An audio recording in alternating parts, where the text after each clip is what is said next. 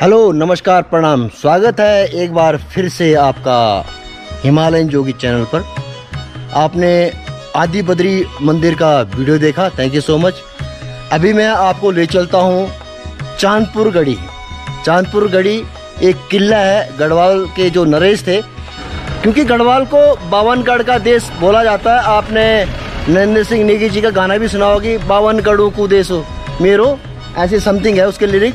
और उनमें से एक है चांदपुर गढ़ी। ये सामने गेट है। हालांकि आज की डेट में चांदपुर गढ़ का जो किला है ये भी ESI के अंडर आता है। ESI इसकी देखभाल करता है। और मेरे साथ हैं हमारे बड़े भाई मायाराम बहुगुणा जी। तो अभी चलते हैं चांदपुर गढ़ी। राष्ट्रीय संरक्षित स्मारक चांदपुर दुर्ग खाल।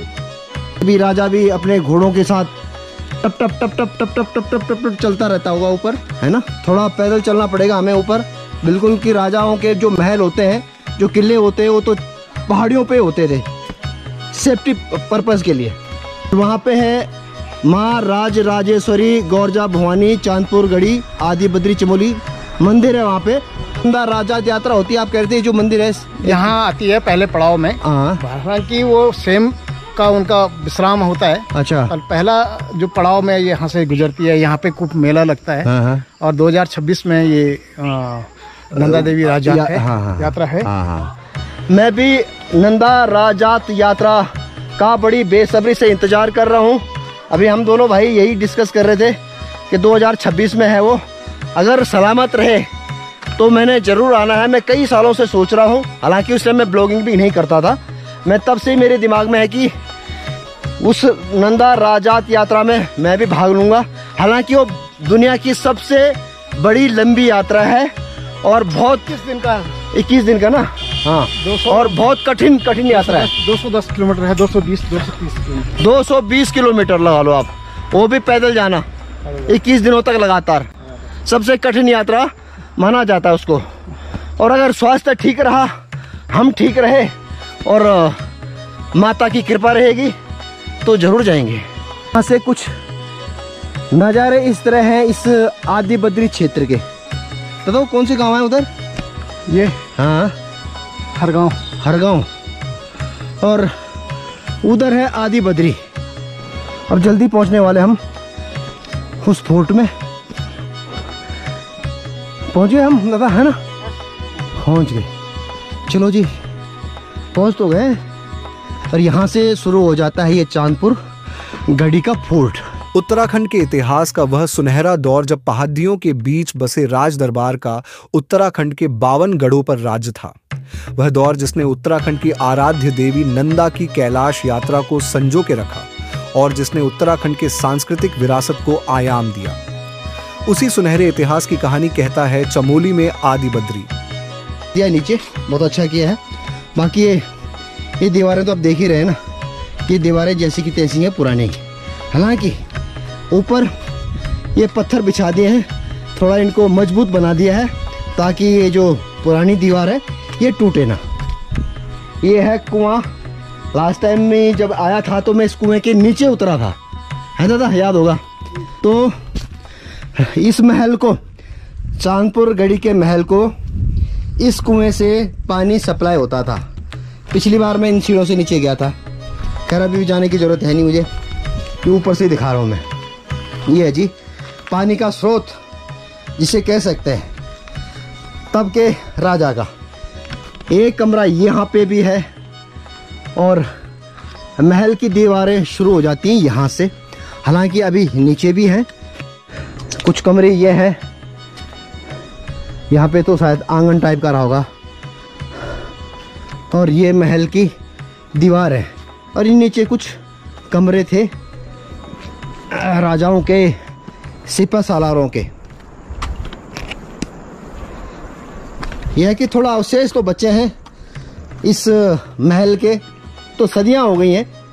पर यह है कि ये धरोहर अच्छा है कि आज की डेट में कम से कम ये आर्कोलॉजिकल सर्वे ऑफ इंडिया ने अपने अंडर ले ली है। अच्छी तरह देखभाल हो पाएगी इनकी। ये सब मैं दिखा रहा हूँ आपको, ये सब कमरे हुआ करते थे राजाओं के। ये राजा के जो भी कर्मचारी रहे होंगे। अब ये तो मैं भी तुक्के से बोल रहा हूँ, आइडिया से बोल रहा हूँ कि कुछ कर्मचारियों के, कुछ उनके नौकरों के, कुछ अस्तबल भी रहा होगा यहाँ पे, क्योंकि महल ठीक मेरे ऊपर है। जो पीछे दीवारें देख रहे होंगे आप, ये सब महल की दीवारें हैं।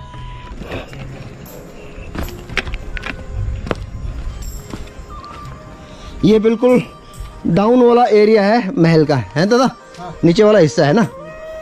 हाँ, और ये खैर अच्छा कर दिया कि यहाँ पे पत्थर बिछा दिए। वो जो जब उनकी मीटिंग या कुछ, हाँ वो ऊपर है, उदास दरबार है ना। आटागाड्डा नदी के कल कल करती जलधारा के किनारे एक टीले पर चांदपुर गढ़ी का किला है। भिलंग राज्य के राजा सोनपाल ने चांदपुर गढ़ में शासन किया था। राजा सोनपाल की इकलौती पुत्री थी, जिसका विवाह उन्होंने मालवा के राजकुमार कनकपाल से कर दिया। कनकपाल गुजरात से गढ़वाल के इस क्षेत्र में आया था। कनकपाल एक कुशल राजनीतिज्ञ था। उसने अपने कुशल नेतृत्व से गढ़वाल के कई क्षेत्रों को जीता और उन पर कब्जा किया और इस चांदपुर को गढ़वाल की राजधानी बनाया। उसके कामों से राजा सोनपाल को प्रभावित किया। यही कारण था कि सोनपाल ने उसे अपना उत्तराधिकारी घोषित किया। राजा कनकपाल ने ही पंवार राजवंश की स्थापना की। कनकपाल के राज्य में पंवार वंश के कई राजाओं ने चांदपुर गढ़ में कई काम किए, जिसके प्रमाण इस किले के अवशेषों से पता चलता है। इस किले की बनावट के बारे में बात करूं तो किले की दीवारें 2 से 3 फुट चौड़ी हैं, जिसके दीवारों पर बारीक नक्काशी मिल जाती है।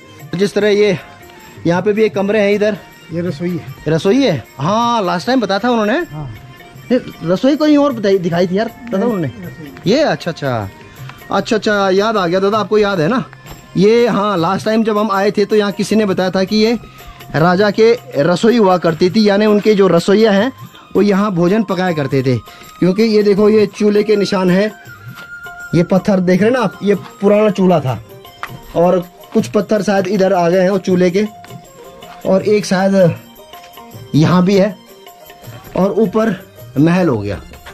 तो फिलहाल तो मेरे ब्लॉग थोड़ा लंबे होते हैं, 10 मिनट या 15 मिनट या 20 मिनट में सब कुछ दिखाना पॉसिबल नहीं है। हालांकि दिक्कत हमारे व्यूअर्स के लिए हो जाती है, सब्सक्राइबर के लिए दिक्कत हो जाती है, क्योंकि एक तो टाइम ज़ाया होता है और एक नेट की दिक्कत होती है। हर किसी को जो है वाईफाई की फैसिलिटी तो मिलती नहीं है। लोग आज की डेट में जो टेलीकॉम कंपनियां वो भी 2-2 GB नेट देती हैं पर डे का। बेशक आप उसको पार्ट में देख सकते हैं। धन्यवाद। फिलहाल तो एक यहाँ पे ये है जगह, अब यहाँ पे भी शायद राजा का दरबार सजता रहा होगा। मैं खाना खाने के लिए, खाना खाने के लिए थी ये? अच्छा, खाना खाने के लिए, बैठने के लिए जो भी है ना, उनके सैनिकों के लिए रहेंगे। राजा तो घर महल में खाते होंगे। अरे ये है जी उरखेलो, ये उरखेलो उस ग्राउंड में भी था, यहाँ पे भी है। इसमें खेलने खुलने का धान कूटा जाता था, है ना। हाँ। और कुछ कमरे इधर हैं, यहाँ पे ये भी शायद रसोई रही होंगी या कुछ और रहा होगा। जो ये राजा की रसोई है, वो उनकी रसोइयाँ थी। अच्छा, एक राजा की रसोई थी और एक उनकी जो उसके सफाई वगैरह थे, है आर्मी, मतलब आर्मी के लिए। और एक ग्राउंड ये भी है जी, एक ग्राउंड टाइप का ही बोल सकते हैं उसको, ग्राउंड तो नहीं बोल सकते हैं इसको, क्या बोल सकते हैं इसको? बैठने के लिए आंगन। हाँ, बैठने के आंगन, जो लोग हाँ बैठने खेलने बच्चों के, बिल्कुल हाँ, प्ले ग्राउंड भी हो सकता था बच्चों के लिए। और ये आखिरी है, सीढ़ियाँ कुछ इधर भी हैं लेकिन वो सब उजड़ चुका है। और हम जाएंगे महल में, यहाँ से हम एंट्री करेंगे। ये जो सीढ़ियाँ हैं, मैं आपको बता दूं कि इस चांदपुर फोर्ट का इतिहास बहुत पुराना है, यानी 8वीं-9वीं शताब्दी का है। वहीं खिड़कियां त्रिभुजाकर हैं जो बाहर की तरफ संकरी हो जाती है। किले की दीवारों से पता चलता है कि यह किला 23 या 24 फुट ऊंचा रहा होगा। वहीं पत्थरों की सीढ़ी से पता चलता है कि यह 2 मंजिला रहा होगा। तो उन्होंने ये जो सामने है, ये मंदिर अपने महल के पास ही बनाया था। और ये जो कमरे मैंने दिखाए थे, ये देखो कुछ कमरे ये नीचे हैं, कुछ और नीचे जो अभी आपने देखे हैं। और दीवारें देखिए आप, इतनी मोटी मोटी दीवारें हुआ करती थी उस दौरान, इसीलिए किले की मजबूती बनी रहे। और ये है जी पूरा, ये महल था राजा का ऊपर।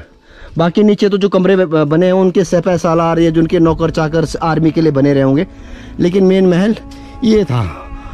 ये ऊपर अभी चलता हूँ मैं मेन महल में। दूसरी बात, अभी कुछ लिखा हुआ आगे, तो इस बारे में देख लेते हैं कि यहाँ पे जो चांदपुरी घड़ी है इसके बारे में कुछ यहाँ पे ESI ने लिखा हुआ है। आप कहते हैं कि चांदपुर गढ़ राज्य की प्राचीनता ऐतिहासिक पुरातात्विक साक्ष्यों एवं प्राप्त अभिलेखों से ज्ञात होती है। ऐसी मान्यता है कि एक शक्तिशाली राजा कनकपाल संवत 755 में मालवा से गढ़वाल पहुंचा था, जिसने संपूर्ण गढ़वाल क्षेत्र पर अपना वर्चस्व स्थापित किया और चांदपुर गढ़ को राजधानी बनाकर स्वयं को राजा सोनपाल का उत्तराधिकारी घोषित कर दिया। इस किले के चारों पत्थरों से बने पानी की निकासी के लिए भी द्वार रहा होगा, जो आज मौजूद नहीं है।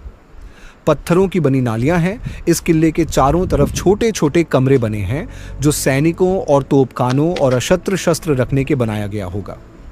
इन तोपखानों और सशस्त्रागार को प्रदीप शाह और महीपति शाह ने बनवाया था। और यहाँ से ये सीढ़ियाँ थी राजा के महल में जाने के लिए, और उन सीढ़ियों के अवशेष ये हैं। देखिए, ये वो सीढ़ियाँ हैं, 2 सीढ़ियाँ हैं। अब ये देखो कितना बड़ा पत्थर कैसे उठा के लाए होंगे, कहाँ से लेके आए होंगे। ये राजा के सिपाही सालार थे जो सोहरू और भौरू 2, वही ये 2 सीढ़ियाँ लेके आए और एक सिंगल दोनों ही सीढ़ियाँ यहाँ तक ऊपर से वहाँ नीचे। मतलब एक आदमी एक सीढ़ी लेके आया। ये तो बताओ यार, वो आदमी उस टाइम खाते क्या होंगे। कम से कम ये 5-6 क्विंटल का है एक सीढ़ी, और ये 2 सीढ़ी हैं। बताओ, वो दोनों सैनिक लेके आए, कहता अकेले एक इसको लेके आया सोरू और उसको लेके आया भौरू। इस दुर्ग की 2 टन वजन शिलाओं से बनी है, जिसके बारे में कहा जाता है कि यह पत्थर की सीढ़ियों को दूधा खोली की खानों से सौरू और भौरू नामक भरक यहां लाए थे। ये वीर इसी चांदपुर गढ़ी के डांडा मज्जानी गांव के थे। आज भी कांसुआ के ऊपर घंडियाल धार में इन वीरों की खंडित मूर्तियां इनकी वीर गाथा की कहानी कहते हैं। ये होल बना रखे हैं ना कि खिड़कियां, ये तब ऐसी खिड़कियां हुआ करती थी ताकि अगर बाहर कोई हलचल हो तो कम से कम यहाँ से नजरें बाहर की जा सके। कुछ अनहोनी हो रही हो तो नीचे कम से कम पता तो चले कि बाहर क्या हो रहा है। ये नक्काशी है इन पत्थरों पे, हालांकि सब जगह नहीं है, किसी किसी पत्थर पे नक्काशी है। ASI के प्रमाणों के अनुसार पंवार वंश का 37वां नरेश बद्धा शक्तिशाली था। उस वक्त सारे गढ़वाल में राजनैतिक उथल पुथल थी।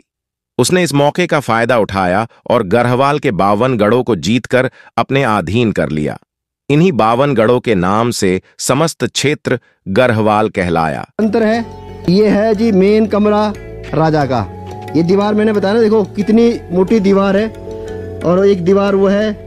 ये चारों तरफ फिलहाल तो मैं आपको दीवारें दिखा रहा हूँ कि मजबूत, कितनी मजबूत दीवारें हैं। और यहाँ सामने मंदिर। राजा सुबह उठते ही सबसे पहले माँ के दर्शन करता होगा, इसीलिए उन्होंने सामने अपनी इष्ट देवी का मंदिर बनाया। रूम रहा होगा, बड़ा कमरा रहा होगा राजा का, जहाँ की गुफ्तगू करते रहे होंगे। यहाँ से एक कमरा ये भी है, यहाँ पे एक कमरा, और इस कमरे से एंट्री है इस हॉल में जाने की। इस हॉल से फिर वहां से भी एंट्री है, और आगे चलते हैं फिर महल के अंदर। ये एक कमरा ये है, इस कमरे से भी एंट्री इधर इस कमरे में है। फिर ये बड़ा कमरा है, यहाँ पे कहीं ना कहीं कोई ना कोई कमरा तो राजा सोता होगा। एक छोटा सा कमरा ये है, इस कमरे की भी यहाँ से एंट्री है। ये थोड़ी गैलरी टाइप की है, और ये एक कमरा ये है राजा का। और यहाँ से आप देख रहे हैं ना, ये खिड़कियां हैं बाहर के नज़ारे देखने के लिए। ये उस दौरान के CCTV कैमरा आप इनको कह सकते हैं, इनसे तुलना कर सकते हैं इन खुफिया खिड़कियों की। एक कमरा जिस तरह मैंने बताया ये है, फिर एक कमरा ये है, फिर एक कमरे से फिर ये फिर एंट्री, फिर एक कमरा ये है। और मैंने बताया ना कि हर कमरे में ऐसी खिड़कियां हैं बाहर देखने के लिए। चलो थोड़ा बड़ी है, लेकिन आगे जाके ये खिड़कियां बिल्कुल नैरो हो जाती हैं, पतली हो जाती हैं बिल्कुल। यहां से इस तरह नज़ारे बाहर देखता होगा राजा कि क्या क्या बाहर क्या क्या हो रहा है। सैनिक क्या क्या कर रहे हैं, मेरे महल के बाहर क्या क्या चल रहा है। इस तरह ये यहाँ इस कमरे से नजर पड़ती थी। एक कमरा ये है यहाँ पे। हालांकि मैंने बताया कि आज की डेट में ये ASI ने यहाँ पे नीचे पत्थर बिछा दिए, सिर्फ नीचे पत्थर बिछाए हैं और ऊपर यहाँ तो कुछ किया नहीं। नीचे कुछ दीवारें खंडित हो गई थी तो उसकी वजह से उन्होंने ऊपर हल्का हल्का सीमेंट लगा दिया ताकि मजबूती बना रहे। हालांकि इसमें भी लगा रखा उन्होंने, हल्का हल्का सीमेंट तो लगा ही रखा है ताकि ये और उजड़े ना। और यहाँ से ये सामने जो पहाड़ियाँ हैं ये कुछ गाँव हैं। नज़ारे कुछ इस तरह के हैं राजा के महल से। और शिलाएं देखो और पत्थर देखो, कितने बड़े बड़े पत्थर देखो। ये देखो ये सिंगल पत्थर है, कितना बड़ा पत्थर। ऐसे ही अनेकों पत्थर और ऐसे ही अनेकों पत्थर और ऐसे ही अनेकों पत्थर इस दीवार पे लगे हुए हैं। बिल्कुल कारीगरी ऐसी करके बारीक छेनी से इन्होंने ये छीना हुआ है। ये देखो कितना मजबूत है। आज भी ये किला, इसकी दीवारें बिल्कुल मजबूत हैं।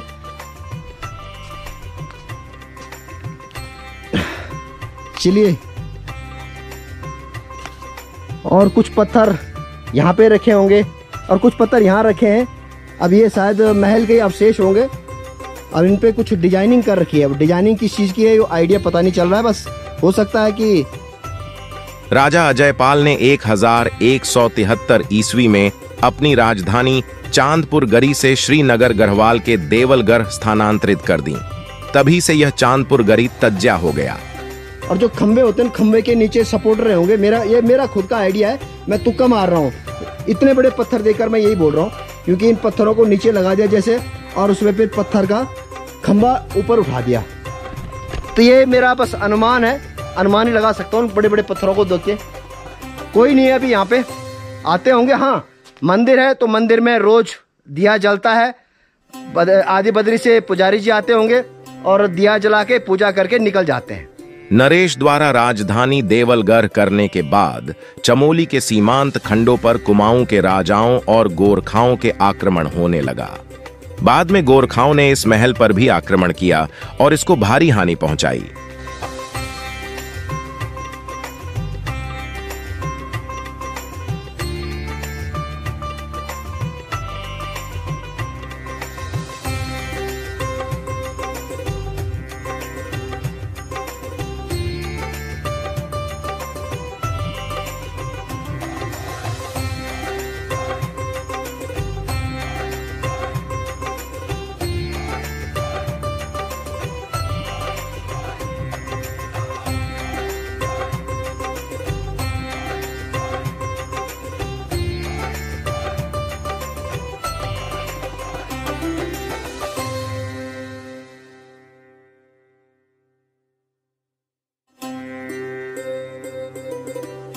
राजा को चारों तरफ से, महल के चारों तरफ सिक्योरिटी पर्पस के लिए कमरे बना रखे, क्योंकि अगर कुछ हमला होगा तो सबसे पहले उनके सिपह सालार पे ही होगा, सैनिकों पे होगा, और सैनिक उनको इस महल में आने से रोकेंगे। अब ये नीचे आप देख रहे हैं, ये भी पत्थर है। ये पत्थर एक तरह से कुल का काम करते थे। इन पे इस महल में पानी आता था। ये बड़े बड़े पत्थर हैं और ये कुछ इस महल की शिलाएं, यानी पत्थर, बड़े बड़े पत्थर यहाँ पे रखे हुए हैं, क्योंकि अब ये खंडित हो चुका है महल, तो जो उसके अवशेष होंगे। ये देखो कितने बड़े बड़े पत्थर हैं। ये दादा के ग्रैंडफादर, दादा, परदादा इस राजा की उस टाइम जनता रही होगी। हालांकि हमारा जो एरिया है वो भी गढ़वाल नरेश के अंडर ही आता था, पर यह है कि आपका घर नज़दीक है। आप, मुझे लग रहा है आप शायद उनके पुरोहित रहे होंगे, आपके जो पूर्वज थे। सही हैं? फिर ये सैनिकों के कमरे हैं, इसकी एंट्री इधर से है। यहाँ ये नीचे जो राजा पानी लेने जाता था, नीचे जाता था। हैं?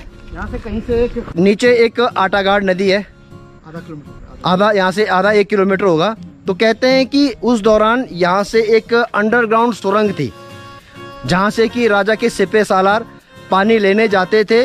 उस नदी में, ये सामने है नदी, इस चोटी से जाते होंगे। हालांकि उस सुरंग के अब निशान नहीं है, कहीं नामो निशान है नहीं, ना इधर नामो निशान है, ना नदी के पास नामो निशान है। लेकिन ऐसा कहा जाता है कि पानी फिर वहीं से आता था, उस सुरंग से। हालांकि जिस तरह मैंने दिखाया, यहाँ पे कुआं भी है।